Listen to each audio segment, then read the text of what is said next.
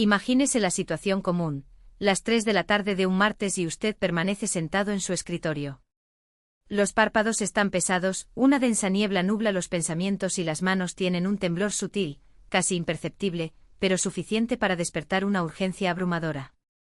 No se trata de un simple deseo, sino de una orden innegociable, la necesidad inmediata de algo dulce. La imagen de la panadería cercana aparece claramente, el aroma del glaseado invade la memoria y la anticipación del primer bocado se vuelve casi tangible. Sin embargo, el estómago no exige comida. Lo que realmente ocurre es una disonancia entre la razón y un sistema bioquímico profundamente alterado. Durante toda nuestra vida hemos sido condicionados a creer que la resistencia a tales impulsos depende exclusivamente de la fuerza de voluntad. La narrativa predominante sugiere que con suficiente disciplina, sería posible ignorar las tentaciones sin mayores consecuencias. Sin embargo, la ciencia demuestra que el consumo de azúcar no se limita a una preferencia de sabor o un capricho inofensivo.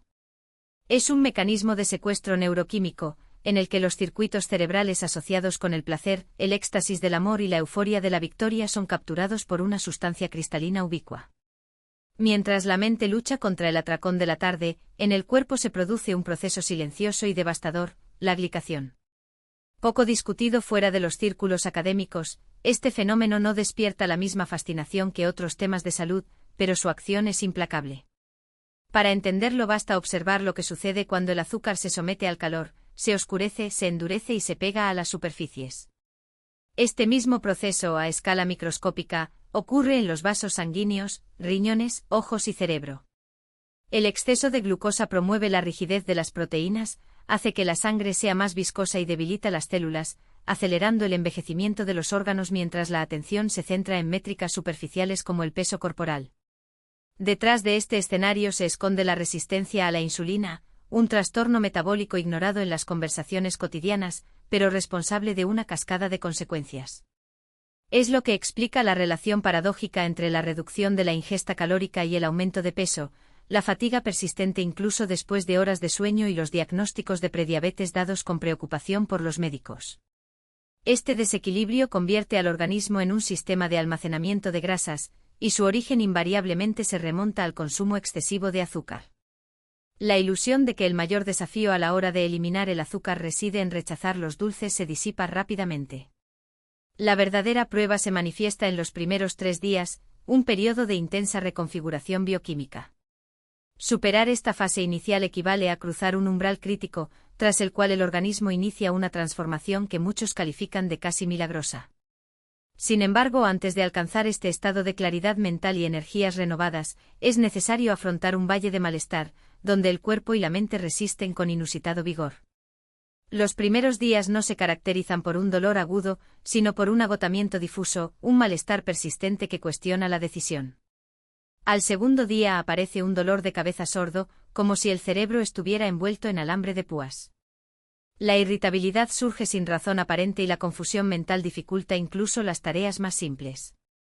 Las compulsiones, a su vez, no se manifiestan como peticiones corteses, sino como invasores implacables, que resonan en la conciencia con una intensidad abrumadora. En momentos de debilidad el refrigerador parece contener todas las respuestas y su luz fría promete un alivio inmediato. Es esencial comprender que tales reacciones no indican un fracaso personal, sino más bien lo que los neurocientíficos llaman una explosión de extinción, el último esfuerzo de un sistema adicto para restablecer su suministro. El azúcar no solo proporciona placer, activa los mismos circuitos de recompensa asociados con sustancias adictivas conocidas como la cocaína y el alcohol. La ingestión de glucosa desencadena una liberación masiva de dopamina, el neurotransmisor responsable de la sensación de bienestar, lo que refuerza el mensaje de que siempre es necesario más. Con el tiempo, después de años de refrescos, postres y pequeñas delicias, estos circuitos se sobreestimulan y se convierten en autopistas de alta velocidad hacia la adicción. Para ilustrar este proceso, imaginemos el cerebro como una caja de resonancia en un concierto. Cada experiencia placentera, una conversación estimulante, una puesta de sol, el sabor de una manzana fresca tiene su propio control de volumen. El azúcar, sin embargo, aumenta este volumen al máximo con cada exposición, saturando los receptores de dopamina. Con la repetición, las experiencias cotidianas pierden intensidad y suenan como ruido de fondo. La manzana se vuelve insípida, el atardecer monótono. Los receptores insensibilizados necesitan dosis cada vez mayores para reproducir la misma sensación de satisfacción. Cuando dejas de beber, el silencio que se instala es desconcertante. Todo parece carente de sabor, como si la música se hubiera detenido abruptamente, dejando solo un vacío incómodo. Sin embargo, esta percepción no refleja un fracaso permanente, sino un periodo de recalibración. Los estudios sobre neuroplasticidad revelan que los receptores de dopamina comienzan a recuperarse sorprendentemente rápido, generalmente alrededor del 7º día. Poco a poco el volumen de experiencias cotidianas vuelve a niveles normales y la vida recupera sus matices. A medida que el cerebro ajusta sus circuitos de recompensa, el cuerpo enfrenta su propia transición. A lo largo de su existencia, el organismo ha sido condicionado a quemar combustibles de rápida absorción, como la fina leña, que produce una energía intensa pero efímera. Esta dinámica explica la necesidad constante de nuevos estímulos, el ciclo de picos y descensos de glucemia que acompaña a la rutina diaria. Al eliminar el azúcar, el cuerpo se ve obligado a aprender a utilizar una fuente de energía más estable, la grasa. Las mitocondrias, orgánulos encargados de producir la energía celular, pasan por un proceso de adaptación, como si estuvieran descifrando un nuevo lenguaje. Durante este periodo de transición, la eficiencia energética disminuye, lo que provoca fatiga y malestar. Esto no es un fracaso orgánico, sino un arduo proceso de aprendizaje, incluso a nivel celular. La resistencia inicial es solo el preludio de una nueva forma de funcionar, más equilibrada y sostenible. Nueva información para consolidar recuerdos. Los estudios muestran que las dietas ricas en azúcar comprometen la plasticidad sináptica, reduciendo la capacidad de formar conexiones neuronales. El resultado es una especie de niebla cognitiva permanente, una disminución gradual de la claridad mental que muchos atribuyen erróneamente al envejecimiento natural. Sin embargo, eliminar el azúcar desencadena un sorprendente proceso de recuperación. La inflamación sistémica, que antes actuaba como ruido de fondo en el cerebro, disminuye, permitiendo que las neuronas operen con mayor precisión. Se restablece la producción de BDNF, factor neurotrófico derivado del cerebro, proteína esencial para la supervivencia y el crecimiento de las células nerviosas, favoreciendo la regeneración de las zonas dañadas. El impacto más inmediato se manifiesta en la capacidad de concentración. Las tareas que antes requerían un esfuerzo sobrehumano para mantener la concentración de repente se vuelven manejables. La memoria a corto plazo, una vez fragmentada, recupera su cohesión, como si le hubieran quitado un filtro. Y quizás lo más revelador, la ansiedad, esa inquietud difusa que acompaña a los picos y caídas de la glucemia, se disipa. No se trata de una ilusión pasajera, sino de una reestructuración bioquímica. El cerebro, liberado de la dependencia de las fluctuaciones glucémicas, comienza a funcionar en un estado de equilibrio previamente desconocido. También hay un efecto secundario menos discutido pero igualmente transformador, la reconexión con señales internas de hambre y saciedad. Desde hace años, el consumo excesivo de azúcar desregula las hormonas leptina y grelina, encargadas de regular el apetito. El resultado es una desconexión crónica entre el cuerpo y sus necesidades reales, lo que lleva a ciclos de atracones y privaciones. Al eliminar el azúcar, estos mecanismos se restablecen progresivamente, permitiendo al individuo distinguir, con una claridad sin precedentes, el hambre fisiológica del hambre emocional. No se trata de fuerza de voluntad, sino de volver a la autorregulación, un proceso que muchos describen como reaprender a escuchar a tu cuerpo. Sin embargo, lo más intrigante es cómo se entrelazan estos cambios. Reducir la inflamación no solo beneficia al cerebro o la piel, sino que resuena en todo el cuerpo, como una sinfonía cuyos instrumentos, antes desafinados, ahora suenan en armonía. La mejora del sueño, por ejemplo, no es solo consecuencia de la ausencia de picos nocturnos de insulina, sino también de la reducción de la inflamación en el tracto gastrointestinal, que antes perturbaba el descanso. Asimismo, la reducción de la ansiedad no resulta únicamente de la estabilización de la glucemia, sino también de la normalización de los niveles de serotonina, un neurotransmisor cuya producción se ve comprometida por el exceso de azúcar.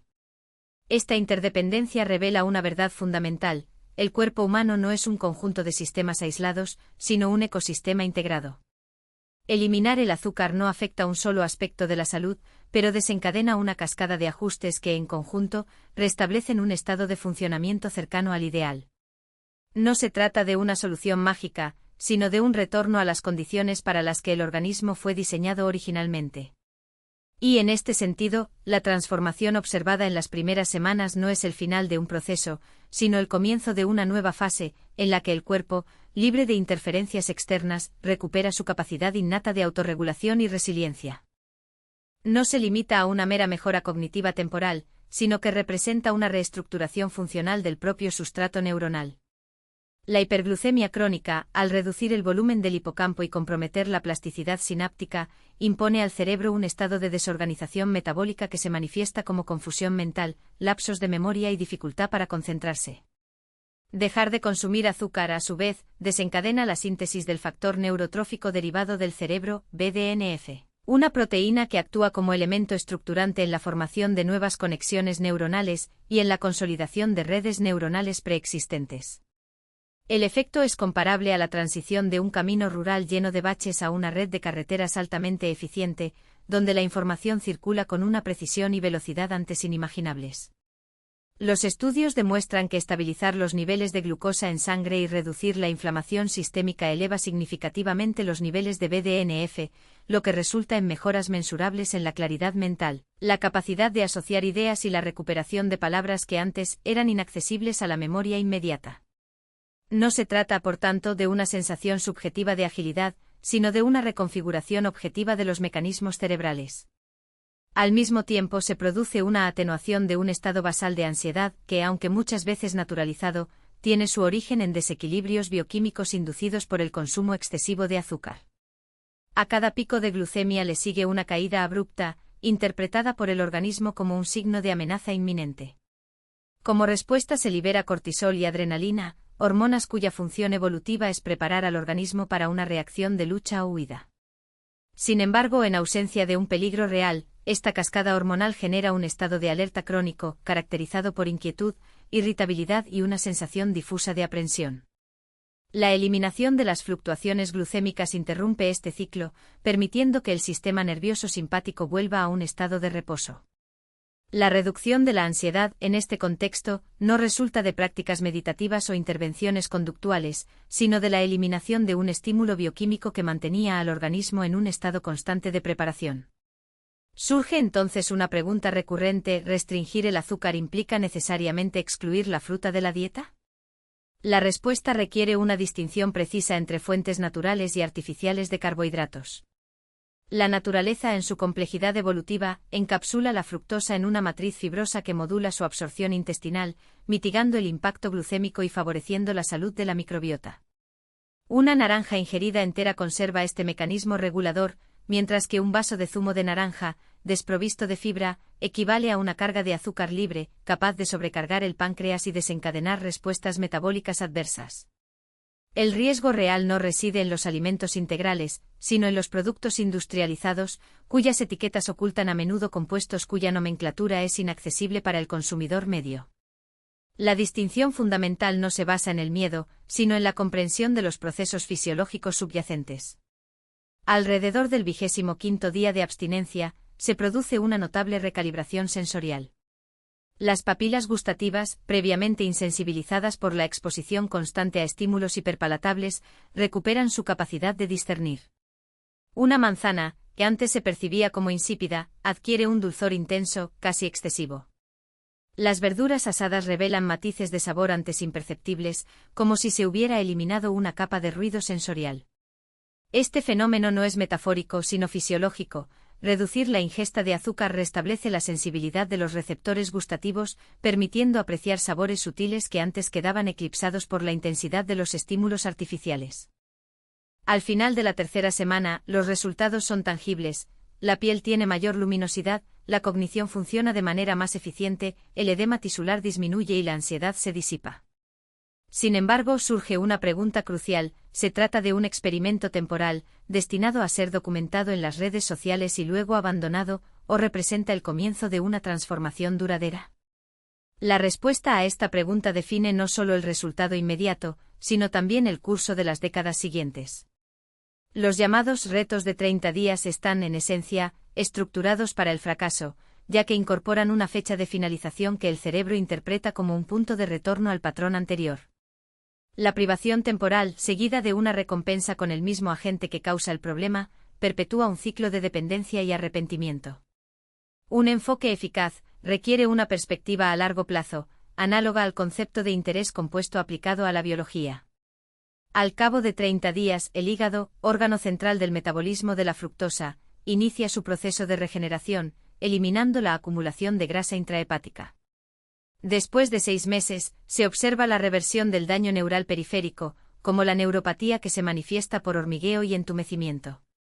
En un año el riesgo de desarrollar diabetes tipo 2 se reduce sustancialmente, al igual que la probabilidad de enfermedades neurodegenerativas, cada vez más asociadas con la resistencia cerebral a la insulina. La decisión que se toma en el presente repercute a lo largo de décadas, determinando si el individuo envejecerá de forma autónoma o dependiente, con lucidez o deterioro cognitivo. El mayor obstáculo, sin embargo, no es fisiológico sino psicológico. Rechazar un alimento hiperpalatable en un contexto social suele interpretarse como una privación, como un sacrificio que refuerza el sentimiento de exclusión. Esta narrativa internalizada, que la abstinencia representa una pérdida, es más dañina que el azúcar en sí, ya que perpetúa un ciclo de autocompasión y fracaso. Reinterpretar este escenario requiere un cambio de paradigma. La elección de la salud no es una renuncia al placer, sino una negativa a ser cooptado por un sistema que se beneficia de la enfermedad. No se trata de evitar un pedazo de pastel, sino de rechazar el estatus de paciente potencial.